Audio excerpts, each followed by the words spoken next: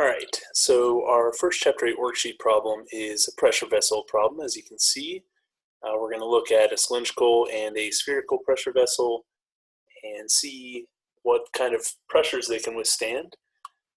Basically, we are given a diameter, a thickness, and we're told to find the maximum internal pressure that can be sustained so that neither the circumferential or hoop stress nor its longitudinal or axial stress components exceed 20 ksi.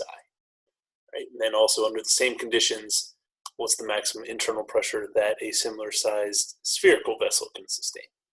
All right, so all we need is something about our circular cross section and then the wall thickness. Then we're given a stress, so we're going to find our maximum pressure. Okay, so before we actually plug stuff into our equations, though, we need to make sure that our thin-walled assumption is okay by finding this R over T ratio. So R, again, is our internal radius.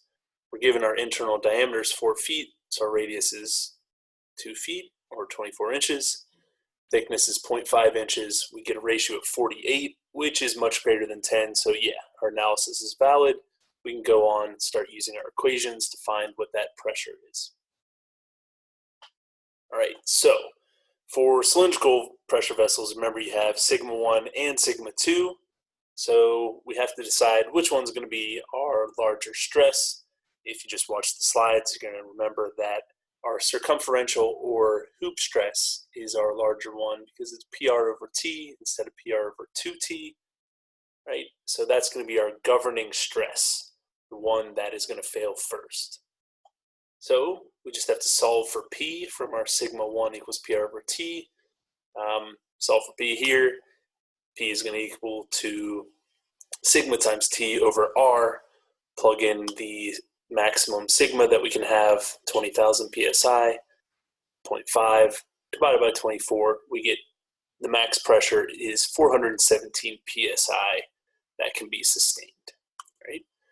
Remember our cylindrical element, an element on the side of our cylindrical pressure vessel. It's going to have the hoop stress going around the hoop direction, assuming the cylinder is on its side, like it's drawn here. And then the longitudinal or axial direction is going to be the one perpendicular to that hoop stress. Right? Now for the second part, looking at a spherical pressure vessel with the same dimensions. There's no length though, but we're not given one anyway. We don't need that for the normal stress equations. So the only one we have for spherical, again, because of the symmetry, is sigma 2 equal to PR over 2T. So we only have a longitudinal stress, and if we solve for P here, it's just going to be 2 times what we had in the previous one. So obviously we get a pressure of double that of what can be sustained with our cylindrical pressure vessel. So 834 psi for the spherical. This is basically telling you that spherical pressure vessels are better at maintaining higher pressures.